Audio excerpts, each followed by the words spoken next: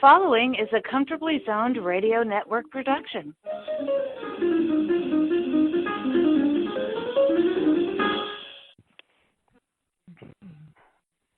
Thank you, Tally Olson. We are back. Bronx Roots in the Zone. A very special show today. We're going to talk about the Oscars. They are coming up this evening, and it's going to be fun. I'm Ralph Tyko with the Comfortably Zoned Radio Network. We're expecting a guest, but until then, I will say that the regular Bronxites are here. It is David Hubler, who... Good morning, good afternoon. Yes. Good morning, David. And good morning, Michael. How are you, sir? I'm fine, thank you. I'm fine. I'm having my hair done in a little while for this evening. Well, we've got the red carpet all prepared. Michael. I have one of those. Oh, of course. Yeah, sure. Actually, I have a neighbor who does throw an Oscar party, and people get dressed up. This is like 100 feet from me, and he puts out a red carpet in front of his apartment. He really does. Yeah, you go? He's always invited me, but I don't know anybody who will be there, and it takes me about 7 or 8 months to warm up to say hello to people, and by then they will be gone. I was going to say the reason you don't know anybody there is because you don't go. Well, that's this simple is true. enough to figure out. Well, you're right. No, I don't. All right. This will be my Oscar party this morning. Okay. Well, all right. Yeah, fair enough, because I probably won't watch them either. I'll try to keep it I'll watch him, but I won't have a lot of people over. Oh. Well, unbeknownst to me about our topic today, I did watch Judy last night. Yeah, and it was very good. The flashbacks didn't really I thought didn't really add anything to the show other than the fact that she was one of these kids who was primed just for the movies, not for any social life, not for any kind of normal life, as was apparently the way it was in the 1930s in the what do they call that, the system, studio system. The studio, thank you. Yeah, that's what I meant. Right. So, okay, Michael, you've had some experiences with being a stage father. I have. Am I correct? No. Well, wasn't there something where? Go ahead.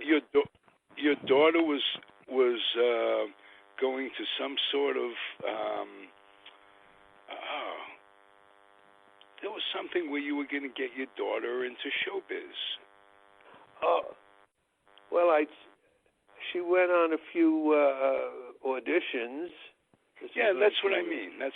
What's that like? What's that like for a child actress or actor? Well, like I say, it was only a few, and so we didn't really have the full experience of what you're asking. I will say that when you went, though, the hallways were lined with parents and their children, and it was just weird to see kids going over their line, their script for the audition, and hearing mothers go, "Boy, I hope they get us in right away, because Johnny has 2 more readings this afternoon, and then tomorrow morning." And that's how they lined these kids up.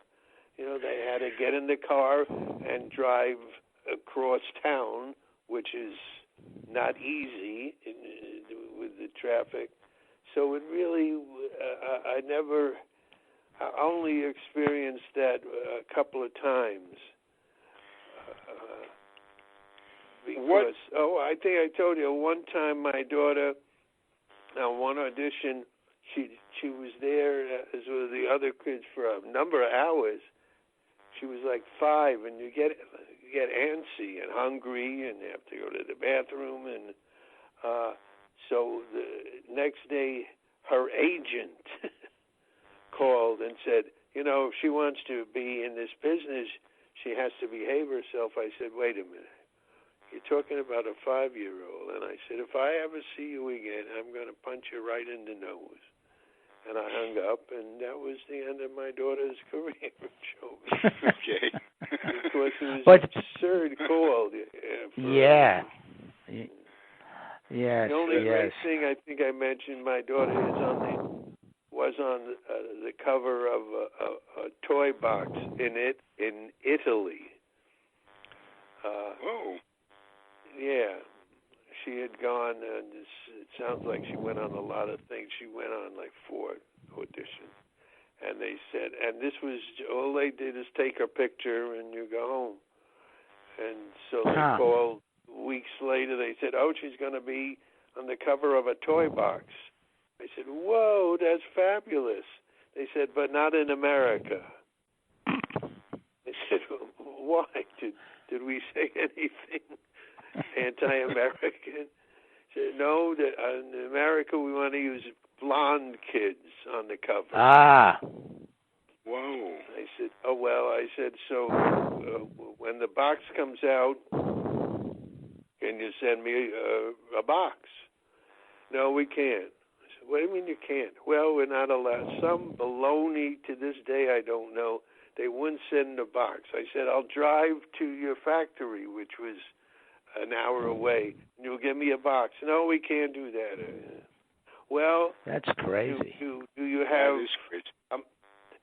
I'll make it a quick story. A neighbor knocks on the door, and she said she's going to Italy for vacation. I said, I'm embarrassed to ask this, but if while you're walking down the street, if you happen to pass a toy store and you see Amy, would you buy the box and bring it home? And sure enough, the neighbor did. And that's how we got the box. Wow. That's a great story. Yeah. Story. So and that's the show business background.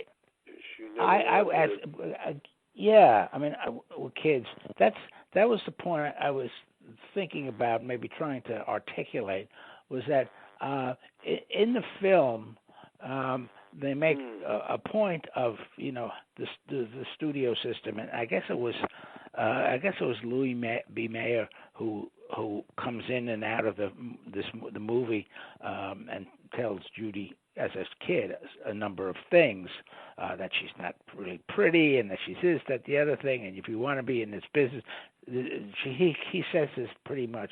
That's Michael Gabon playing the part. Yes. And he's pretty cruel to her, and I was thinking, this is the business, and you're criticizing the business. I guess it's worthwhile doing, as opposed to the 1950 kind of biopics that they sort of changed everybody's life around, and everybody had a happy ending, even if it wasn't true. Like Babe Ruth walking out of the hospital. He never did. Well, it was William Bendix walking out of the hospital. But the point that I was thinking about was that the reason so many of these kids got screwed up, and it continued into the television age, because a lot of these kids, look at Tommy Rettig, the kid from Lassie. There were a whole bunch of these kids that really got screwed up. One of them from the Partridge Family. And most of them, if you think about it, very few of those kids actually stayed in the business in front of the cameras. Right. There were a few, and one of them grew up and got in trouble later on. The guy with the bird, the parrot, the exotic bird. Robert Blake. Yes, of course. Yeah, I didn't think of him, but you're right.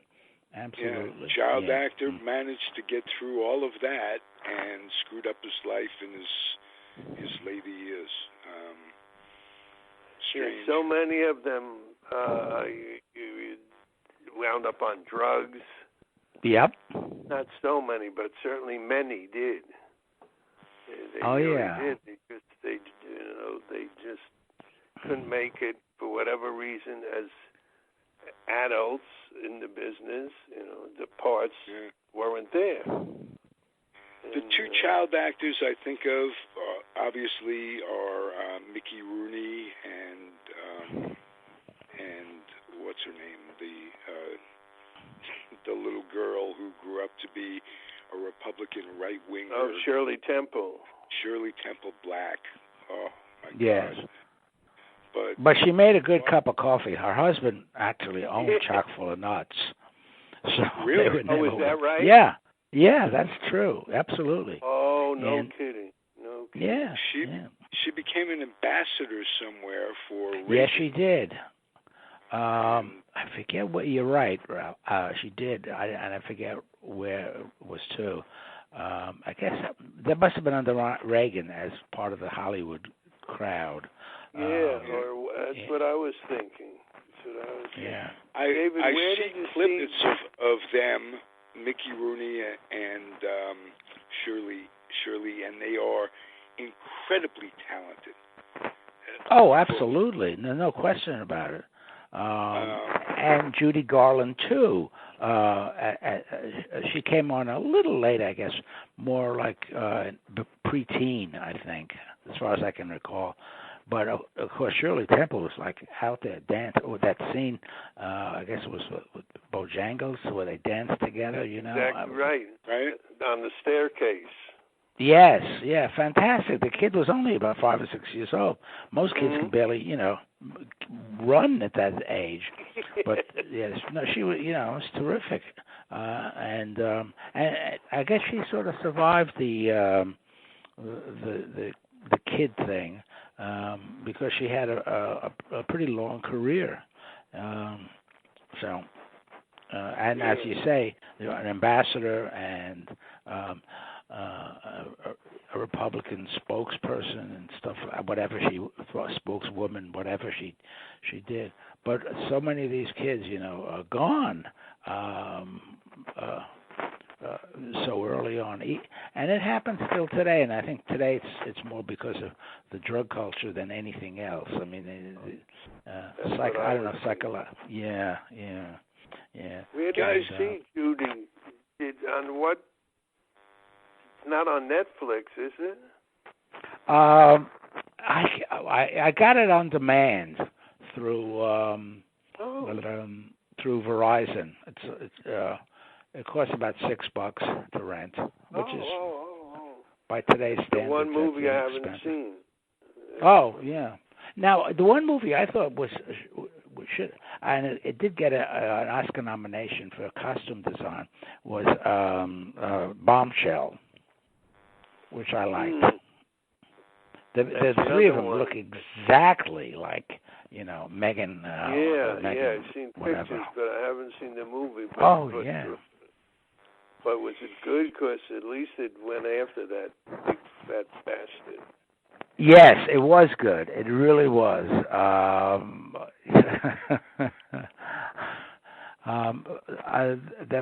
was just reading a bit about it, and according to they created a fictional character, a young woman who comes on is newly hired by Fox, and they do that and you would know better than I how they sort of encapsulate a number of incidents or characters into one simply because they don't have the time, and you can't. The story plot line won't allow for so many various subplots. Right, so right. In fact, I was going to ask you this, Mike, and this is another thing I was really thinking about. it's amazing to me, and this is because of what's her name, who stars in Judy. Renee Zellweger. Yeah, it's amazing to me how the casting people can come up with actors that you would never think would be adaptable to that particular role that they're going to play, and yet they pull it off tremendously. And I was thinking, this was when I was thinking of Zellweger playing Judy Garland, I recalled that the script you did about Jackie Gleason, the show you did, the film, the actor who played Jackie Gleason, and Brad Garrett. Brad Garrett. And I think we talked about this once, but you would never suspect Brad Garrett at 6'8", 6'10" or something. That whole thing was a farce, a horrible thing. But he did carry. Yeah, go ahead. I'm sorry, but I thought he did carry the role of Gleason pretty well. Yeah, well, I hated it because he changed everything, and it's a very sore subject. I'm sorry. That's all right. That's all right. But in this case, it was he was hot from Everybody Loves Raymond, and somehow the script got to him, and I don't know who thought, as you say, who thought he would be right to play Gleason. And I forgot even how. I don't know how it got to him. It was supposed to be another guy. It was even a little blurb in Variety that this other guy was going to play him. And the next thing we know, this guy was. So there the casting made no sense. I hate to I go opposite what you're saying, because usually the casting people really are terrific to finding people, but in this case it was almost a joke. Just miscast simply. Well, but if you saw it, you could almost, if you knew Gleason, of course, you not knew him personally, but I mean knew him from TV. You could buy it. Just as within a few minutes of the film, you're looking at Renee Zellweger, and she has become a real close likeness to Judy Garland, and even the one who plays her daughter is in there very briefly. Liza Minnelli? Yes, looks just like Liza Minnelli. Well, she had another daughter too, Lorna Luft.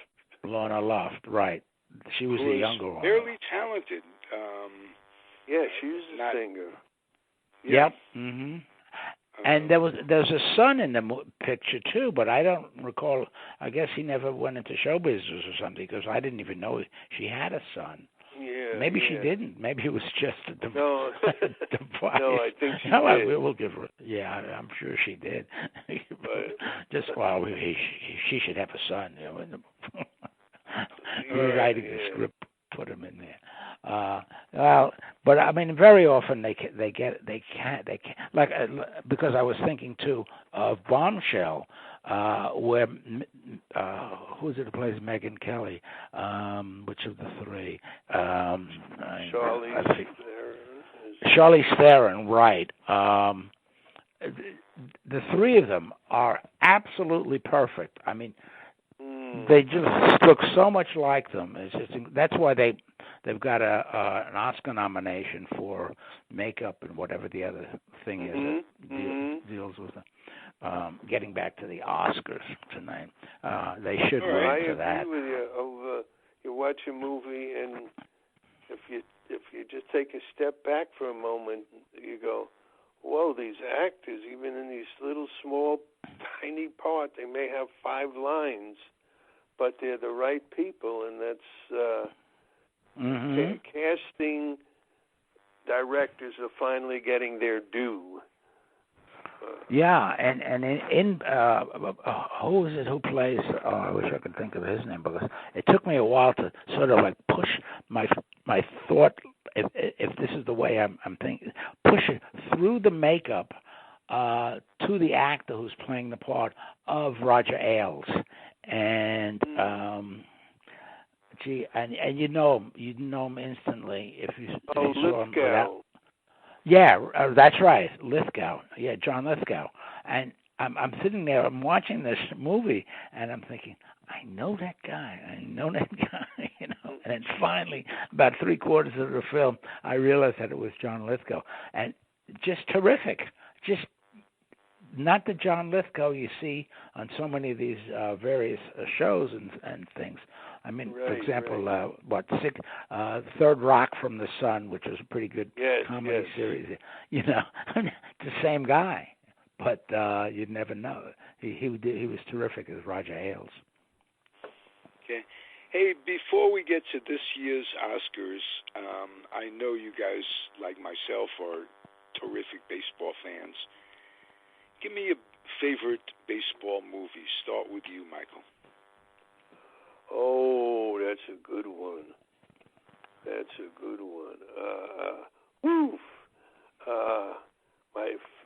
Oh, gee whiz. Can I pass for a moment? All right. David, you're on. You take a pass for a second, and David Hubler will chip in. Okay.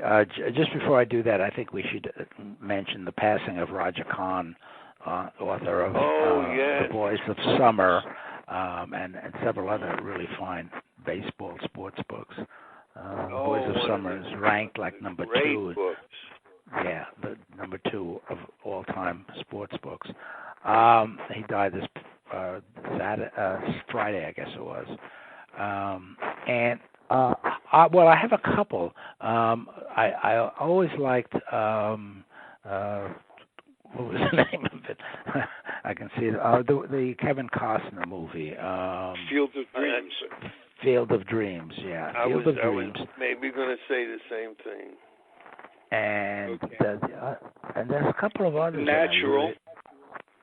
No, The Natural to me was unnatural, simply because the ending was different than the book, right? Yeah, that's for one thing.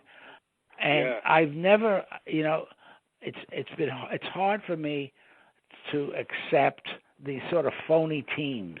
Bull Durham, of course, I liked a lot too. When you talk about real teams in a situation, that's why films like the one that's about the Cleveland Indians, I always like them when they're real, when they use real teams and even sometimes real players in it. But A Field of Dreams was one I really liked, and Bang the Drum Slowly. Of course, good one. And that goes against my own rule because that was a fictional team too, but it was very well done. Robert De Niro was in that one; he played the catcher, and so it was very young Robert De Niro. But that was an excellent film too. Bang the Drum Slowly comes out of a trilogy by Mark Harris. Right. Oh wow. Yeah. What a terrific trilogy it was. Yes. I had an acquaintance with Mark Harris. Really? Yeah. We've talked about my book, The Nats and the Grays, but it started out life as a baseball novel set in World War II. And my former agent also knew Mark Harris. He was teaching at Arizona State University at the time. And she said, why don't you send it to him and see what he thinks? And he did. He liked the whole idea, and he had some suggestions. And I was really enthusiastic about it. He gave me a lot of good... I'm still working on it part-time. But anyway, he was very, very generous of his time, and I'm sorry that he had when he died, because I thought he would be like my mentor on this book. But yeah, he was terrific.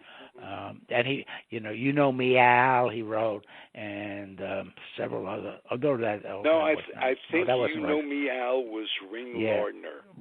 Ring Lardner. You're right. You're absolutely right. I don't know that book at all. You Know Me, Yeah. Al. Yeah, it's like it was like a chronicle of a kid goes to spring training, and it's the first time. And I remember he got he writes home. He says, "Mom, they threw me a fastball today or a curveball today. I'll be coming home soon." Something. Yeah, it's a first person account. Yes. And it was like this kid in the 20s going to spring training, trying to be a ball player. You know me, Al. He'd write in the. He's writing to Al, it's his right. son, or that brother or something. Anyway, but they didn't. Okay. I don't think they made that into a movie, as far as I can recall. I never heard of it. But Bang the Drum Slowly was certainly one of the best. That was a very good movie. Yeah. No question. Tell me again why you don't like The Natural. I just found it superficial. I don't know. I just couldn't get into it. Robert Redford certainly did well in the part, but it just was one of those things that I've never watched it again. Several films I do watch. I've watched several times, but not that one. And the whole thing about the ball crashing into the light stand and the flash of the lights like a fireworks display. It's just I don't know. It didn't capture my attention that much. Especially again, I know I'm repeating when the book was different. They changed the ending. They changed the ending.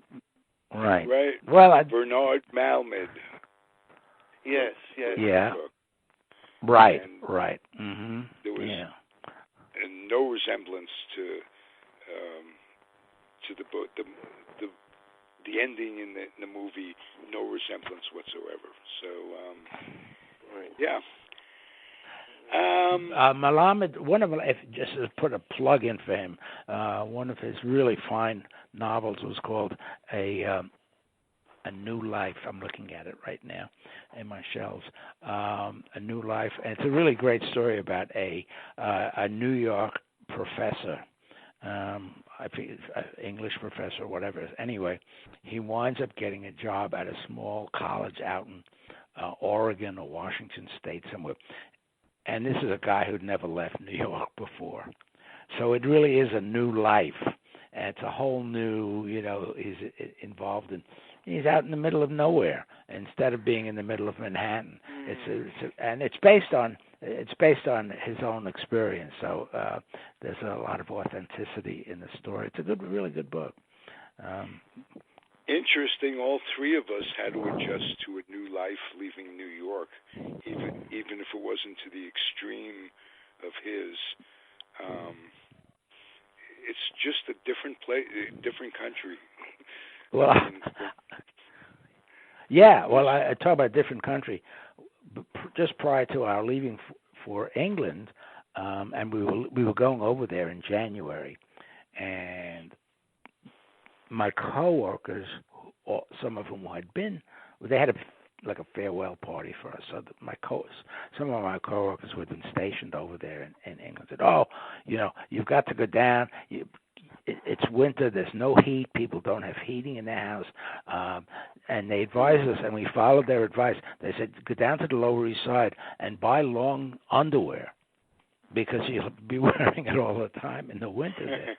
So we did. We trekked down to the Lower East Side to one of these stores. You go in and the boxes all over the place, and there's a couple of salesmen wandering around, and it's kind of creepy and not dirty but dark, and musty. Musty. Musty. Both said it the same thing. So we bought this long underwear. Turns out we get over there, we find housing, and the housing is nice. We never wore the underwear. Never once in 4 years did we ever It wear was never that cool. And the underwear's kind of like a wool, but kind of a hard wool. Yeah, it's like the kind you see in cowboy movies when the cowboys took off their pants, and shirt for some particular reason, right. And it was red. It was always red. Yes. And it had the flap in the back. I'm sure. Yeah, the flap in the back. Right. Yeah. So, but that was an adjustment. That was a big adjustment because the stores didn't stay open late, and there were, and of course, driving on the other side of the road was an adjustment, and there were loads of adjustments to make. Many of them were wonderful. I can put it that way. It was much more peaceful. The bobbies, the cops, in England, because my family went over there for extended periods when I was a kid. So I knew it well. They didn't carry guns. It was you're right. Non-violent time, and more so over there than here, even then. But compare it to the way things are in just 50 short years, a blink of the eye. Yes, what's going on in this country. Well, I'm talking about England is the same thing. You see armed police now on the streets. We're carrying rifles. These were semi-automatic. I don't know what the caliber is, whatever. But you're right. You never saw a bobby walking around on patrol or whatever, carrying any sort of a weapon. It was almost like they were there just for show, because everybody knew, all the Americans knew. Yeah, right. And the hats. I remember as a kid. I remember that my parents bought me a bobby hat. That. Yeah. So. What, a beef eater is that? No, the beef eaters are the ones that have the red uniforms and the big beaver hats, the big black beaver hats. The bobbies were the bobbies because they were named after. Okay. So Robert Peel was the first commissioner, or whatever his title was, who founded the Unified Police Department in Britain, in London especially.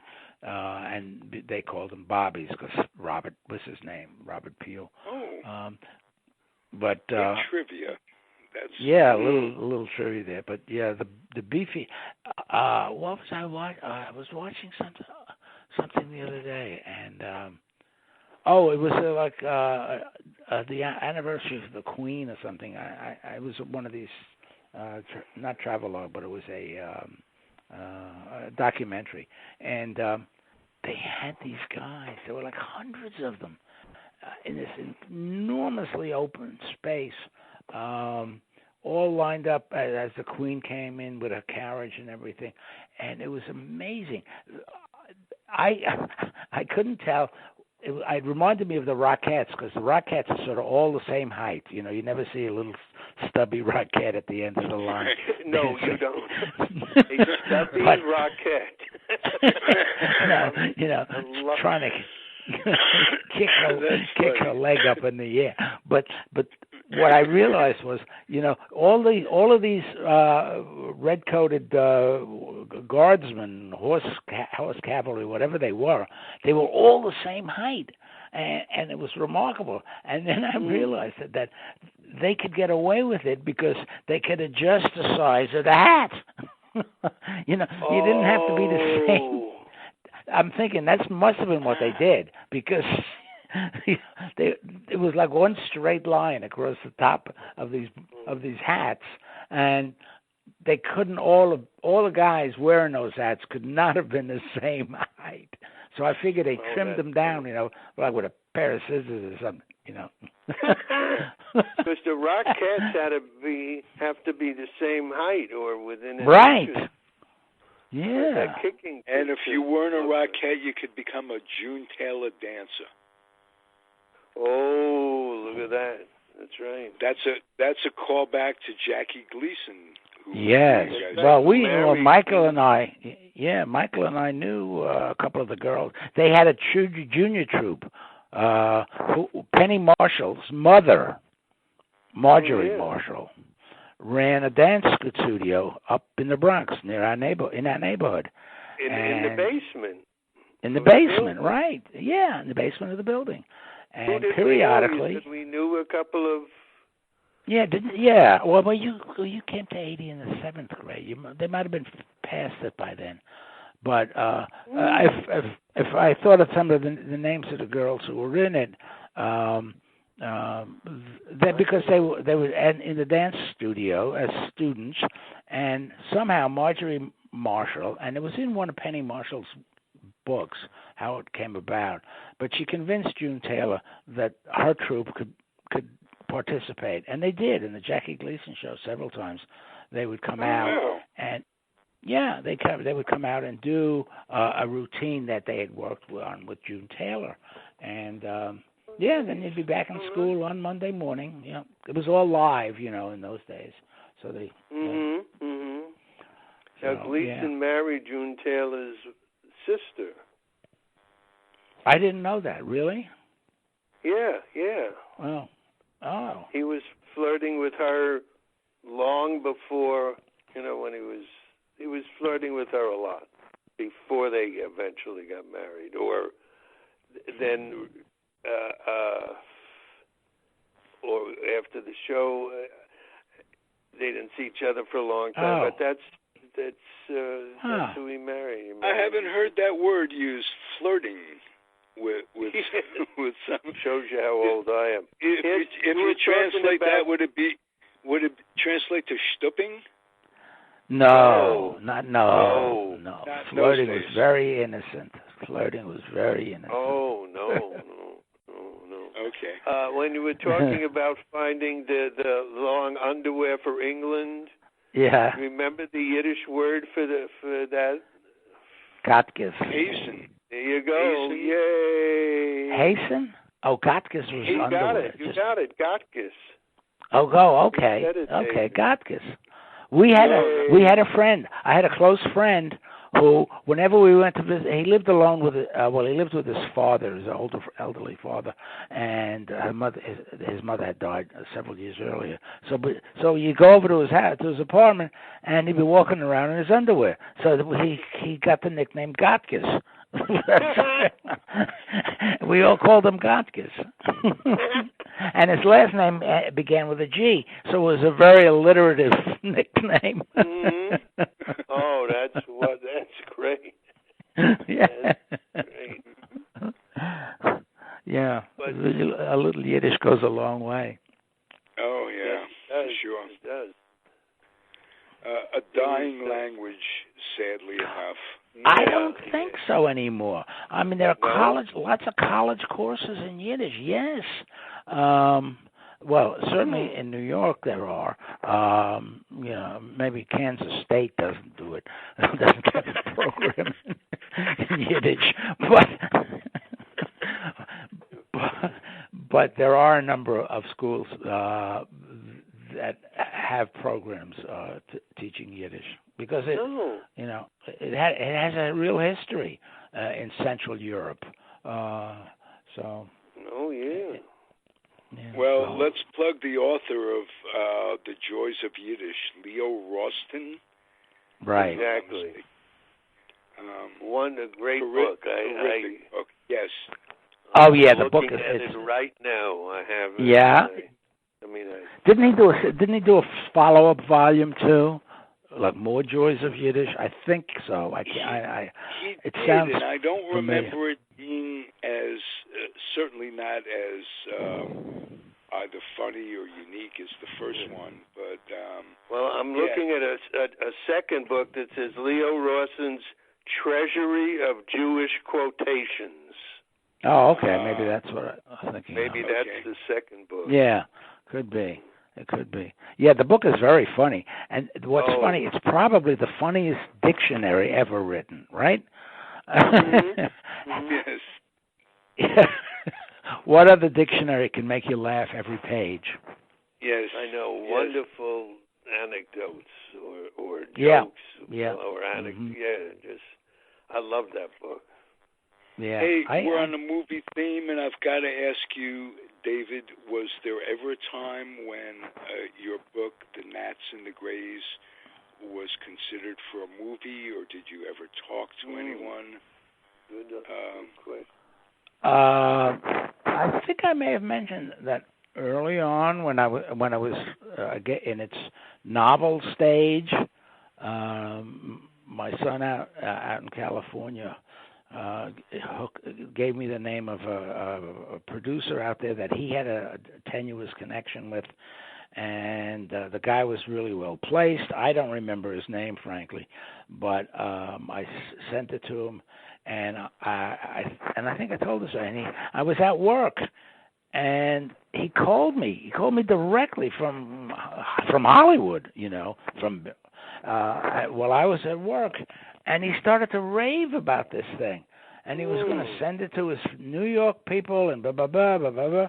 And I left work that day. Okay, I'm glad I didn't quit my job then and there.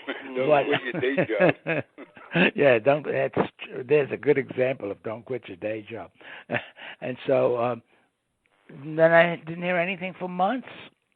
And I finally said, all right, because I didn't want to call and sort of make like a pest of myself, even though it would be my first call. But I delayed doing that. And when I finally did call, good several months later, I got a secretary and she said, oh, Mr. So-and-so, he took a pass.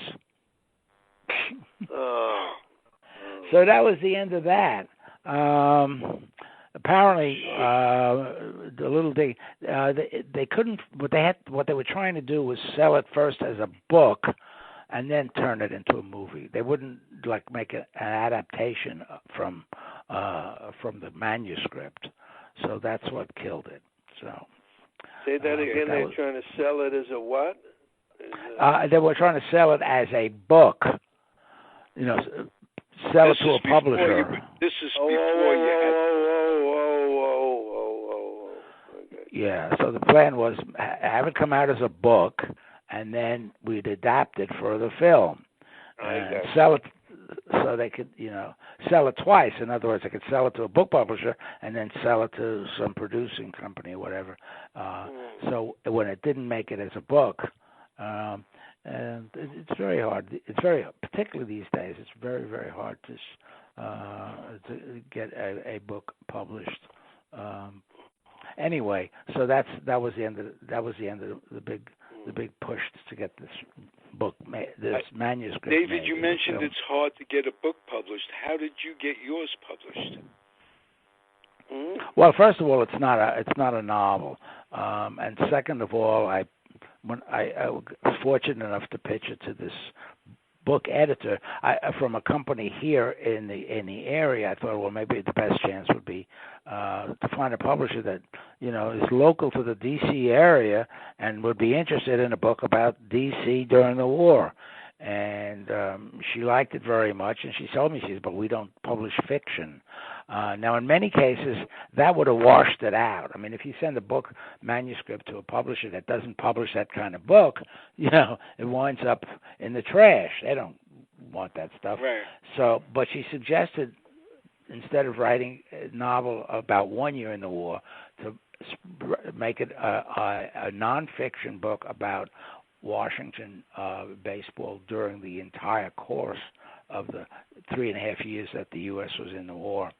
And since I had my position had been eliminated at the company where the book had once been considered this great film epic coming up, I said sure, I could do it. I didn't have another job at the moment, and it really looked interesting, which it turned out to be. The research was really fascinating. So that's how it came to be. Okay. Let's. But I didn't make any money on it. I didn't get a $3 million advance. Well, it sounds like a podcasting career. What's that? Say that. It sounds like a podcasting career. Oh, we don't make any money? Yeah. Yeah, for a while, and then all of a sudden the dream is it goes viral, and there's more money coming in than you can possibly spend. That's the dream. That's the dream.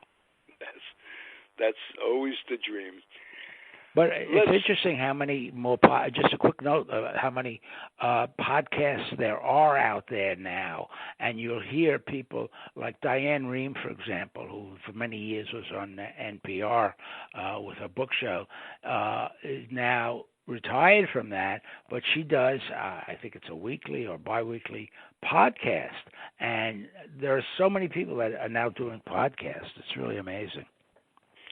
It's a wonderful venue. It really is, because you're not tied into the commercial part so much as you are what you would say if you could say it. Not be limited by your thoughts. Go, well, I can't say that on the radio, or I wouldn't want to offend, or this, that, or the other thing. So right. It's cathartic for all of us. Let's take a segue into this upcoming Oscars. Start with you, Michael. Start with you, Michael. Is there anything that stands out where you say, I hope this person or film gets an Oscar, and why? Well, certainly the cinematography in 1917. I don't mean the year. I mean the movie. Right. 1917. I'm not that. It's just unbelievable. If you guys have seen it, or if not, I certainly recommend it. It's just incredible. Okay. That stands out more than anything else. And then there's a scene. I thought the movie Marriage Story was wonderful.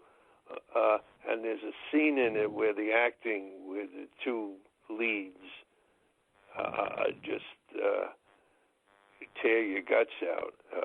You're talking about 1917? Still talking? No, I'm sorry, in Marriage Story. Oh, I don't Marriage even know Story, that one. there's a scene between husband and wife that is just, I thought, brilliant. But 1917 is just, I think it should win the Best Picture.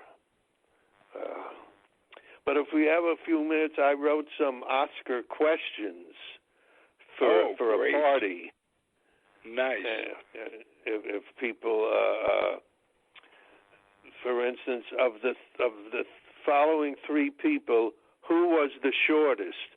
Betty Davis, Edmund Gwenn, who played Santa Claus, or Spanky from Spanky and Our Gang?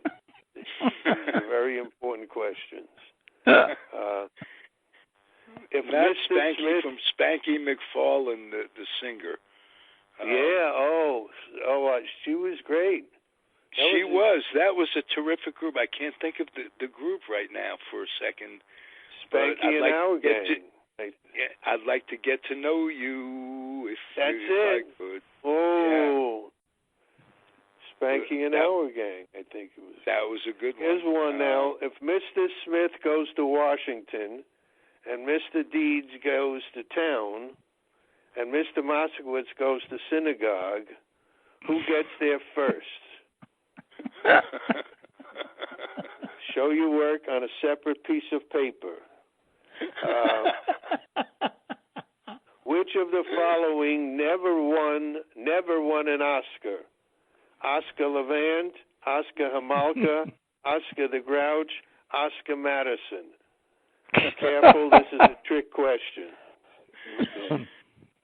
Here's a real Oscar question. Levant was the amnesiac. He wrote a book, something. Oscar Levant was in many movies. He was always a sort of curmudgeon, a piano player. Yeah, hypochondriac and a curmudgeon and a curmudgeon and a great wit.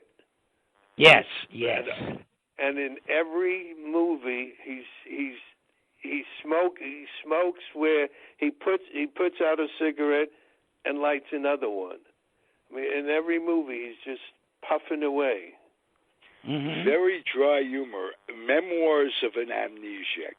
That's what it was. Oscar Levant. Now, here's a question for the lady who obviously hasn't shown up yet or never will. Listen, you are missed. Where are you? Well, here's one for Liz Ann. Which two actresses tied for the 1968 Best Actress Academy Award? Una Merkel and Una Munson, Katharine Hepburn and Barbara Streisand, Marie Dressler and Marie Callender, Dame Judi Dench and Dame Edna. Dame Edna, yes. There's a real answer in that question. Oh, really? I'd say Hepburn. Right. Right? I Catherine remember. There was one year where they were tied, yes. But I couldn't have told you which two. Yeah. That was Barbara stands out in my mind with the "Hello, Darling." Yeah. She got the Oscar one. Who hosted the Oscar the most times? This is an easy one. Ooh. Bob Hope, Billy Crystal, Johnny Carson, Sesu Hayakawa.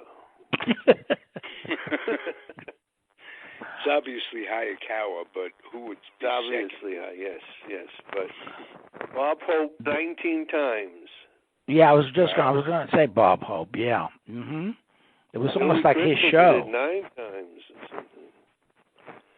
Yeah. Okay. Crystal. Billy Crystal. All right. Okay. Here's one now. Guy Madison. Whoa. Remember him? Hopalong Cassidy Jr. No, Guy Madison played Wild Bill Hickok. Wild Bill Hickok, Wild Bill right? On the TV series, right? Yeah, with Andy Devine. Right, yeah. right. Guy Madison, Guy Williams, Guy Lombardo, and Guy Kibbe, contrary to popular opinion, never appeared together in Guys and Dolls. Why not? Well, it had to be Guy Kibbe, who actually was one of my favorites. I loved watching movies with Guy Kibbe. He was such a strange. He was great. He was so underrated. I mean, he was like everybody's grandfather in these movies. He was terrific. Yeah, yeah. And the name was so good. Guy Kibbe. Guy Kibbe. And here's one now. In the movie No Time for Sergeants, Andy Griffith, playing the part of Will Stockdale, is given A, corporal punishment, B, a major reprimand, C, a general discharge, D, an ensign pulver. Please stand at attention when answering this question. In the 1938 Academy Award-winning movie, You Can't Take It With You, I'm sorry, I read it wrong. If it proves you can't take it with you, then where is it? That's a philosophical question. The ex-wife has it. Yes. And last one, announce that you've signed 5 rappers: Dr. Dre, Dr. Pepper, Kanye West, Kanye East, and Gornish Helfin, who's a Jewish rapper.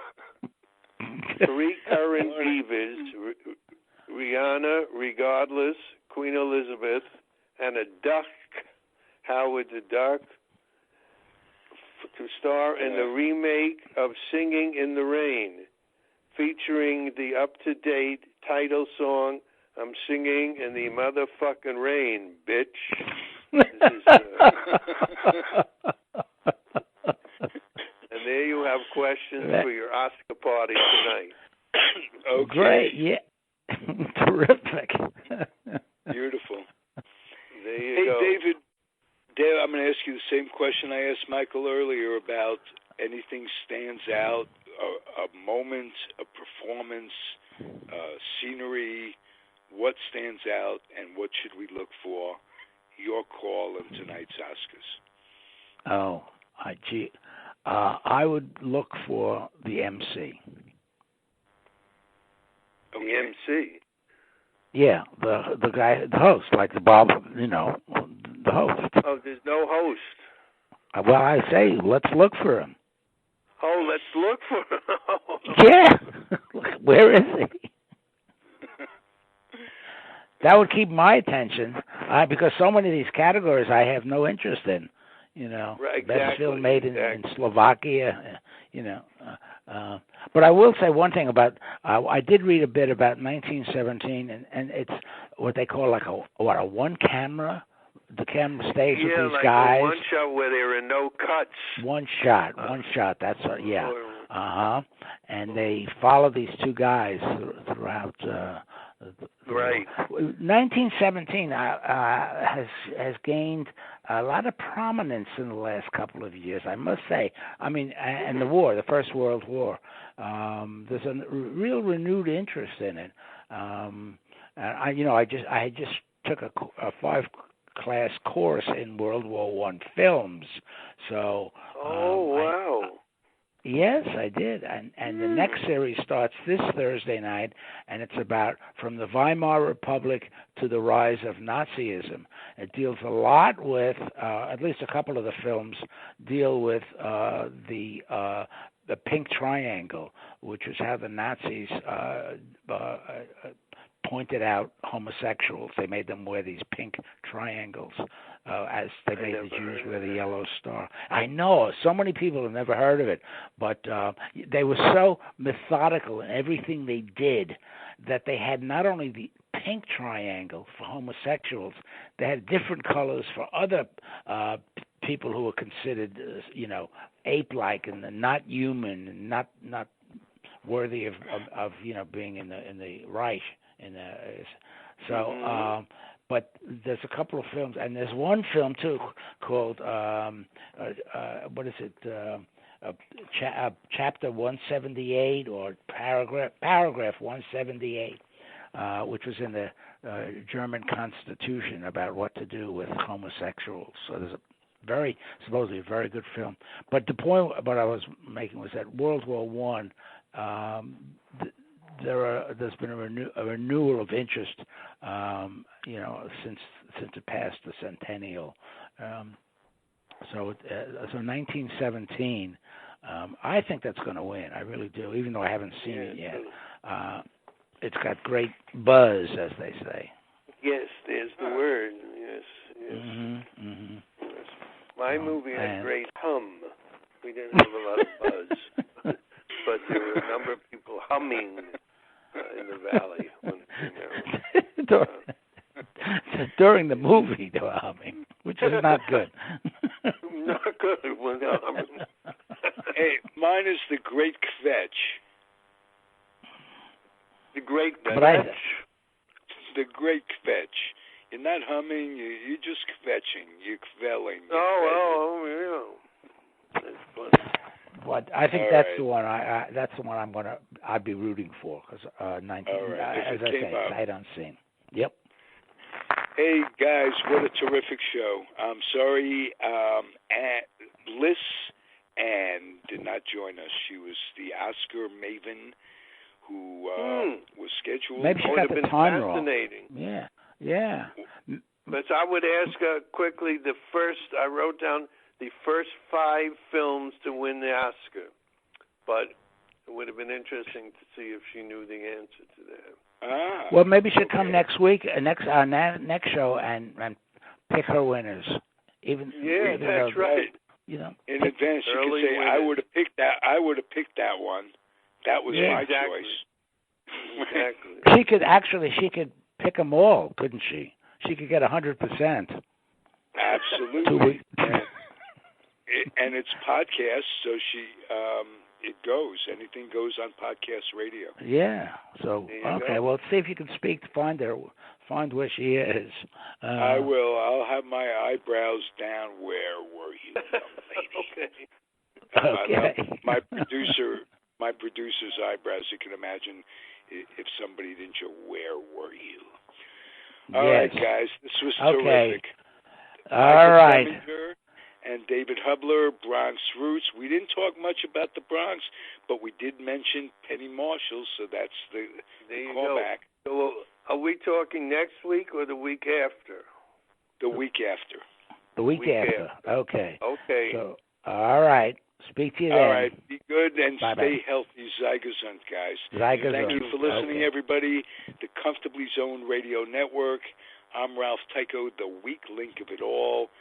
As I say, it was Michael Preminger and David Hubler. A delight, both of these guys. See you next week. See you 2 weeks. Adios. The proceeding has been a Comfortably Zoned network production.